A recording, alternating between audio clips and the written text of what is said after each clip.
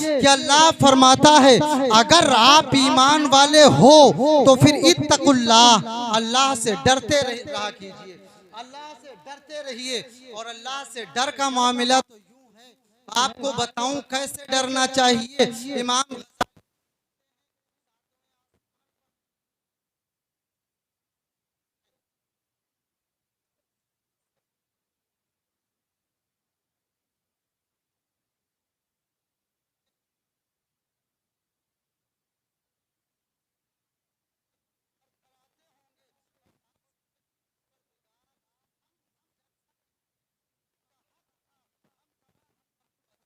सके हैं, ऐसा खौफकारी होगा उन फरिश्तों के ऊपर।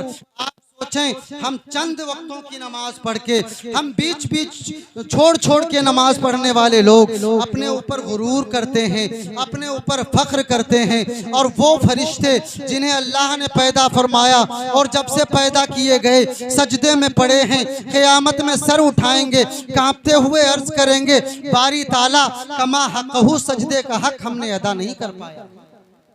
और डर बताऊं, उमर फारूक आजम जिनका नाम सुन के ज़माना कांपता था, आप कभी जब कुरान की आयत सुनते थे तो आप इतना रोते थे कि आप बेहोश हो जाते थे। यहाँ तक कि आपके रोने के ताल्लुक से बयान आया है कि आपके चेहरे पर 2 सियाह निशान पड़ गए थे रोने की वजह से, इस कदर रोते थे। हजरत काब बिन अहबार फरमाते हैं अल्लाह पाक ने जन्नत में एक महल बनाया है जो सब्ज मोतियों से बनाया गया है, यानी ज़ब्र जद से बनाया गया है।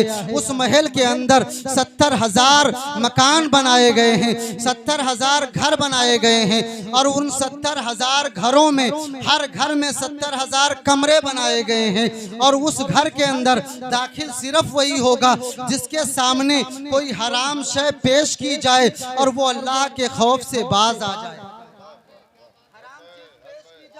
अल्लाह के डर से वो बंदा बाज आ जाए। आपको बताऊं कैसे अल्लाह के डर से बाज आया जाता है। आपको मौका हो आप बाज आ जाएं, यूं नहीं माना जाएगा। आप चोरी करने गए, ताला नहीं तोड़ पाए, आप वापस आए, आप कहते हो हम बाज आ गए। नहीं नहीं, आप में ताला तोड़ने की ताकत होती, उसके बावजूद वापस आते तो माना जाता कि आप मान गए। आपके पास ताकत होने के बावजूद आप गुनाह ना करते, आपके सामने गुनाह की चीजें रखी होती आप ना उठाते, आपके सामने किसी का माल पड़ा होता आप ना लेते, तब माना जाता कि आप खौफे खुदा से मान गए हैं। सुन्नी मुसलमानों, रब फरमाता है इत्तकुल्लाह, अल्लाह से डरो। अगर मुसलमान हो तो फिर अल्लाह से डरते भी रहो। और फिर आगे रब इरशाद फरमाता है वकूनु मास सादिकीन, अगर आप मोमिन हैं और अल्लाह से डरते भी हैं तो सच्चों के साथ हो जाओ। कौन से सच्चों के साथ हो जाएं, कैसे सच्चों के साथ हो जाएं? आओ आपको सच्चा नहीं सच्चों का सरदार बता दूं, आपको सच्चा नहीं सच्चों का सरदार बता दूं। और सच्चाई एक ऐसी हकीकत है, अल्लाह के रसूल फरमाते हैं अस्सिद्क़ु युंजी वल किज़्बु युहलिक। अल्लाह के रसूल फरमाते हैं अस्सिद्क़ु युंजी, अल्लाह के रसूल फरमाते हैं सच निजात का जरिया है, वल किज़्बु युहलिक, और झूठ जो है हिलाकत का सबब बनता है। झूठ तबाही है, झूठ बर्बादी है। आपको बताऊं, आपने बारहा सुना होगा पीरे पीरा मीरे मीरा शाह जीला हुजूर गौसे आजम रज़ी अल्लाह ताला अन्हु के ताल्लुक से जब आपकी उम्र मुबारक 17 बरस हो चुकी, 18वीं लगी, तो आपने अपनी वालिदा से इजाज़त ली कि ऐ वालिदा माजिदा, हम जीलान से बगदाद जाना चाहते हैं, हम ईरान से इराक जाना चाहते हैं, हम आगे की तालीम हासिल करना चाहते हैं। आपकी वालिदा ने आपको इजाज़त दे दी, मगर एक कैद लगा दी, एक शर्त लगा दी, बेटा तालीम हासिल करने जाते हो, दुख हो तब, सुख हो तब, आसानी हो तब, परेशानी हो तब, किसी भी हाल में होना, झूठ नहीं बोलना, सिर्फ सच बोलना। राह में कुछ डाकू मिले, डाकुओं ने काफिले को घेर लिया, काफिले के सारे लोग लूटे गए। हुजूर गौसे आजम की 18 साल की जवानी है, आपके पास एक डाकू आता है, बेटा तुम्हारे पास क्या है? आप फरमाते हैं हमारे पास 40 अशरफियाँ हैं जो हमारे इबा में सिली हुई हैं। मजाक समझ के चला जाता है। दूसरा आता है, पूछता है आपके पास क्या है? आप कहते हैं हमारे पास 40 अशरफियाँ हैं जो आबा में सिली हुई हैं। वो मजाक समझ के चला जाता है। सरदार के पास सारे लुटेरे पहुँचते हैं और पूरा बयान देते हैं। सरदार कहता है उस बच्चे को बुलाओ। जब बुलाया जाता है। सरदार पूछता है बेटा बताओ तुम्हारे पास कौन सी चीज है?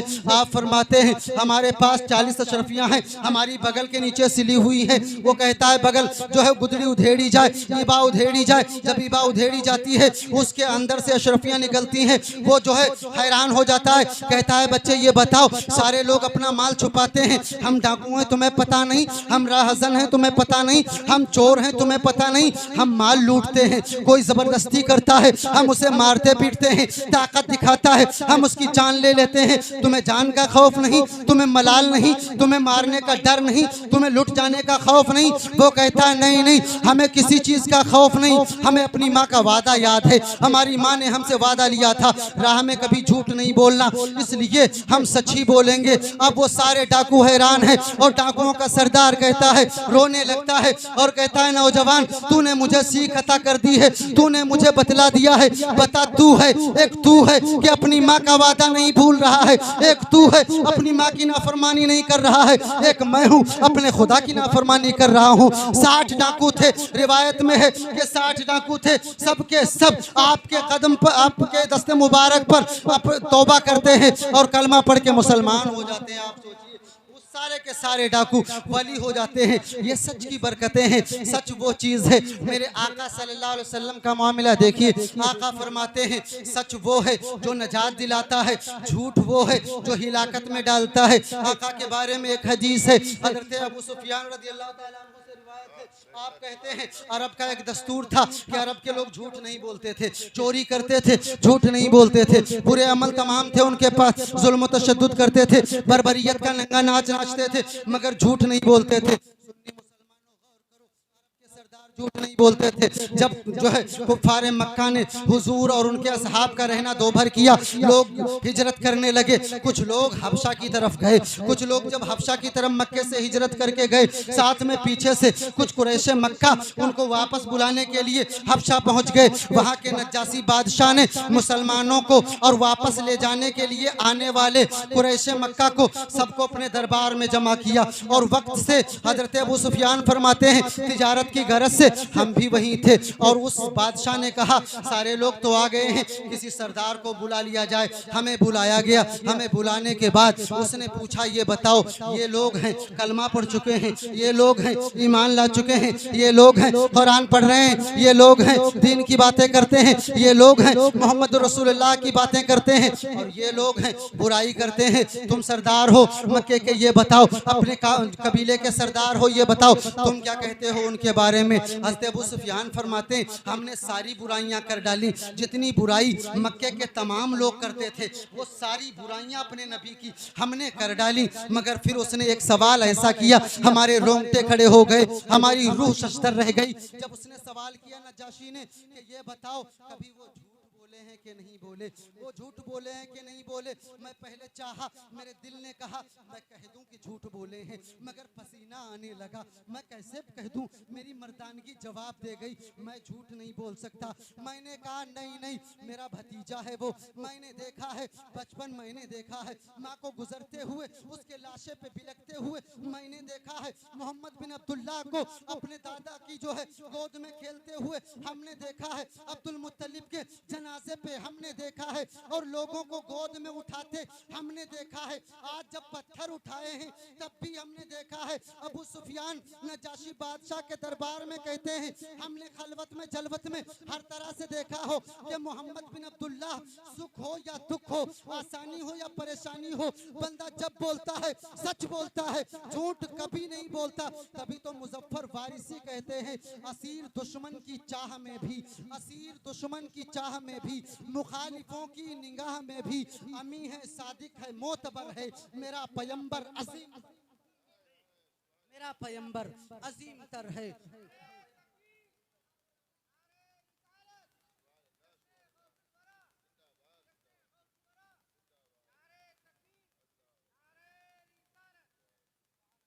लिहाजा हजरात ये शान गौसे आजम की है कि गौसे आजम की सबसे बड़ी ये करामत है, सबसे बड़ी ये करामत है। सुन्नी मुसलमान मुसलमानों, ये चंद मिनट की गुफ्तगू से मैं आप तक जो अरीज़ा पहुंचाना चाहता हूं वो ये है कि झूठ लानत है। कुरान करीम में अल्लाह ने फरमाया अल्लानतुल्लाहि अलल काज़िबीन, झूठों पर अल्लाह की लानत है। आप सोचें, जिन पर अल्लाह की लानत हो उनके लिए जन्नत नहीं हो सकती। रसूल करीम की बारगाह में एक सहाबी ने अर्ज किया, है रसूल अल्लाह सल्लल्लाहु अलैहि वसल्लम, जो मोमिन है, जो मोमिन है क्या बखील हो सकता है? सरकार फरमाते हैं हो सकता है, हो सकता है कि बुख्ल कर जाए। फिर अर्ज करते हैं क्या जो मोमिन है बुज़दिल हो सकता है? तो आप फरमाते हैं हो सकता है। फिर वो सहाबी अर्ज करते हैं या रसूल अल्लाह क्या झूठा हो सकता है? सरकार फरमाते हैं मोमिन जो होगा झूठा नहीं हो सकता। लिहाजा झूठ से बचते रहें, सच की संगत करें, और जब सच अपने साथ अपना लें फिर इन सच्चों के साथ हो जाएं जिनकी महफिल में बैठे हुए हैं। ये किसका उर्स है, किस जात की जलवा नुमाई है कि जिसका नाम सुनते ही नबी की याद आई है। मुसीबत में जहाँ चाहा तुझे आवाज़ दूं आका, मेरी आवाज़ से पहले तेरी आवाज़ आई है। वमा अलैना इल्लल बलाग। अस्सलामु अलैकुम।